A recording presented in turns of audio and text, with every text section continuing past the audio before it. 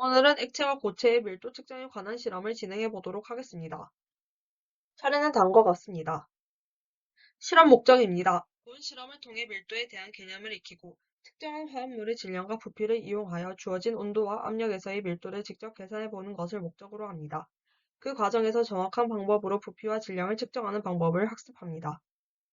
이론 및 원리입니다. 밀도를 구하기 위해서는 부피와 밀도를 알아야 합니다. 부피란 입체인 물체가 차지하는 공간의 측정값을 의미합니다.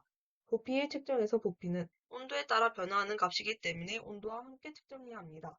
또한 고체 시료의 경우 물을 이용하여 간접적으로 부피를 측정합니다. 부피를 측정하는 기구로는 피펫, 메스실린더, 뷰렛이 있습니다. 피펫의 경우 종류가 다양한데 왼쪽에서부터 눈금 피펫, 홀 피펫, 마이크로 피펫이 있습니다. 메스 실린더와 같은 기구를 사용하여 부피를 잴 때에는 메니스커스를 유의해야 합니다. 이는 모세관 현상에 의해 관 속의 액체 표면이 형성하는 곡면을 의미합니다. 그림에서 A의 경우 부착력이 클 때, B의 경우 부착력이 작을 때 생성되는 메니스커스의 형태입니다. 메니스커스를 유의해서 눈금을 읽는 방법은 다음과 같습니다. 질량이란 물질의 고유한 양에 대한 측정값을 의미합니다. 질량을 측정할 때 액체 시료의 경우 메스 실린더와 같은 용기를 이용하여 간접적으로 측정하고 고체 시료의 경우 어림 저울, 화학 저울 등을 이용합니다. 밀도는 물질의 단위 부피당 질량을 나타내는 값입니다. 밀도는 온도, 압력의 영향은 받지만 부피와 질량의 영향은 받지 않습니다. 이러한 성질을 이용하게 되면 물질의 종류를 구별하는 데 이용할 수 있습니다. 이번 실험에서는 밀도의 단위로 그램 퍼 밀리리터를 사용했습니다. 실험 방법입니다. 실험에 사용된 시약은 다음과 같습니다. 실험에 사용된 기구는 다음과 같습니다. 이론상 동전의 밀도를 구하기 위해 한국조폐공사에서 제공한 10원짜리 동전과 50원짜리 동전의 지름과 두께, 무게를 이용하여 부피와 밀도를 구했습니다. 또한 메스피펫, 메스실린더, 화학저울, 비커, 온도계, 버니어 캘리퍼스를 사용했습니다.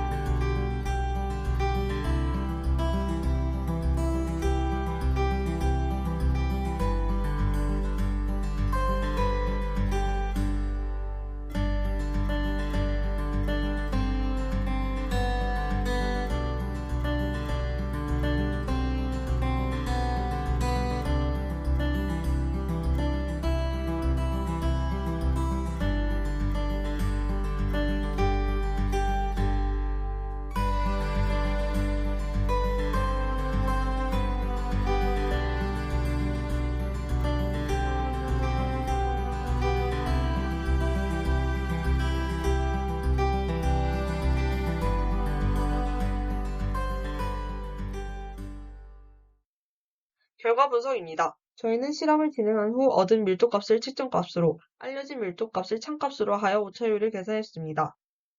먼저 물의 밀도입니다. 세 차례의 실험에서 증류수 밀도의 평균값을 1.02로 나왔습니다.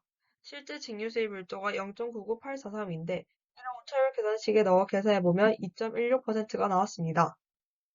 에탄올의 밀도입니다. 1차에서는 0.8, 2차에서는 0.77, 3차에서는 0.75가 나와 평균값으로 0.773이 나왔습니다.